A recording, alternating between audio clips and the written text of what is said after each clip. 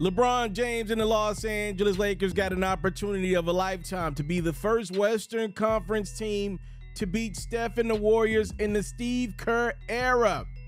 Game 5 from San Francisco, Warriors season on the line, and boy did they play like it in this one. Draymond Green, chest to chest, man to man. It's what you put in the gym versus what podcast Dre put in. And Draymond say he like his chances, even talking a little trash to Jared Vanderbilt. Warriors take the early lead. Here comes the Lakers. Anthony Davis leaked out a few times in Game 5. Austin Reeves rewards him. Easy deuce for the big fella. And then LeBron starting to find the range from 3 over the last couple games. Lakers take a 1-point lead. Here comes more Warriors basketball. It's Draymond finding Andrew Wiggins, who got out of his slump. Speaking of slumps, Jordan Poole has been on the struggle bus.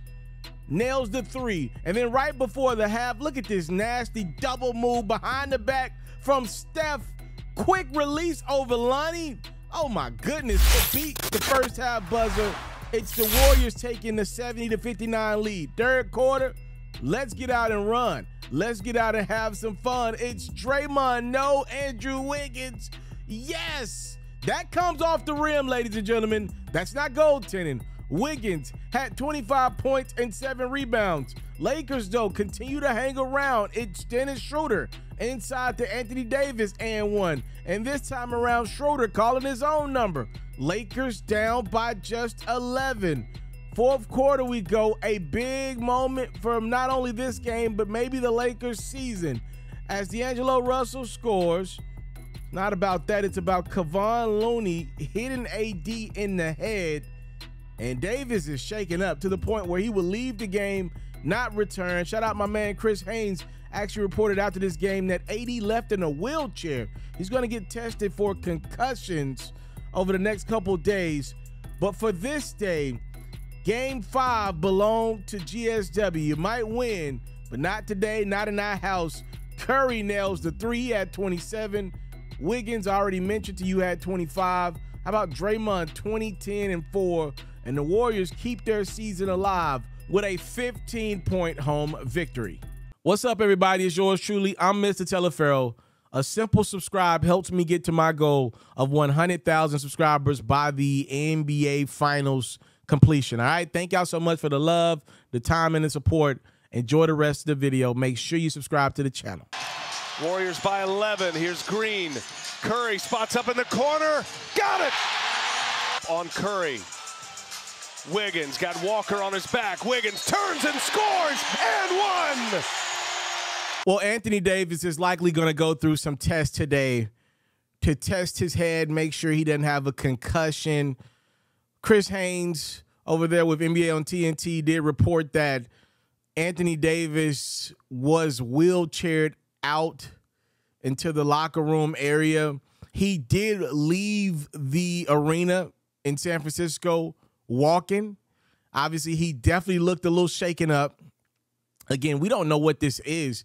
And sometimes those head injuries do linger. Obviously, we know in football, this is a basketball one, so you don't expect there to be long-term ramifications like we see a lot of times in football with running backs and some of these big old linebackers. But I mean, for the Lakers, I mean, Anthony Davis has had pretty much every injury under the sun. Add the head to it. I don't know, what his status will be for Game 6.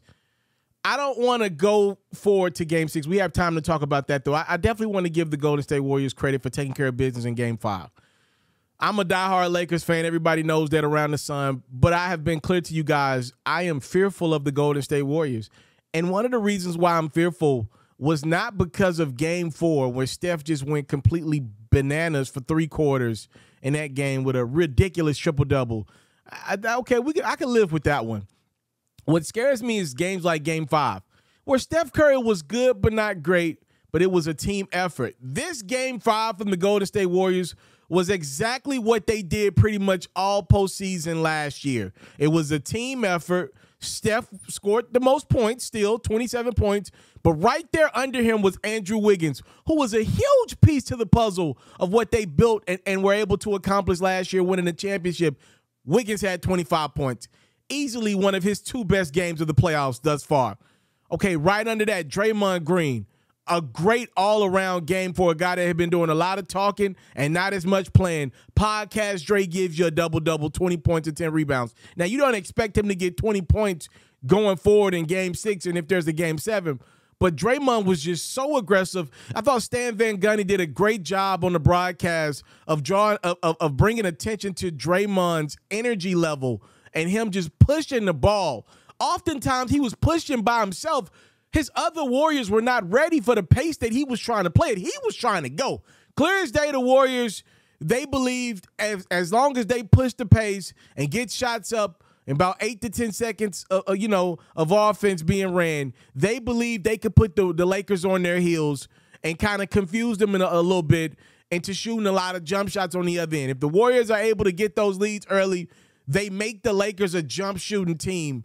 Speaking of the Lakers, in the second halves of these basketball games, they have very hard times figuring out when to get the ball to AD. If you notice, oftentimes in first quarters, the game plan from everybody is to get the ball to AD. In the first quarter, Darvin Ham does a great job of feeding the big fella. That's why you often see him have good starts. If he doesn't have a good start in the first quarter, it's likely because he's just missing shots.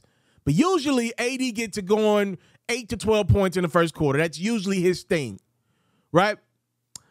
The thing is, the Lakers don't have one primary playmaker right now. It's kind of a by committee thing. Oftentimes it's LeBron. Oftentimes it's D'Lo. Oftentimes it's Austin Reeves.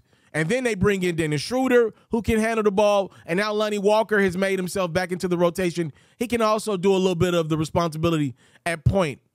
All this leads to too many heads running the point guard for LA. There's not one mind. There's no Chris Paul here running the show for the Los Angeles Lakers. And though when it's going well, you love the free-flowing offense that the Lakers got. But I do believe when it's all said and done, you do need one lead guy to be the mind. And right now, the Lakers don't have that. In theory, it's LeBron.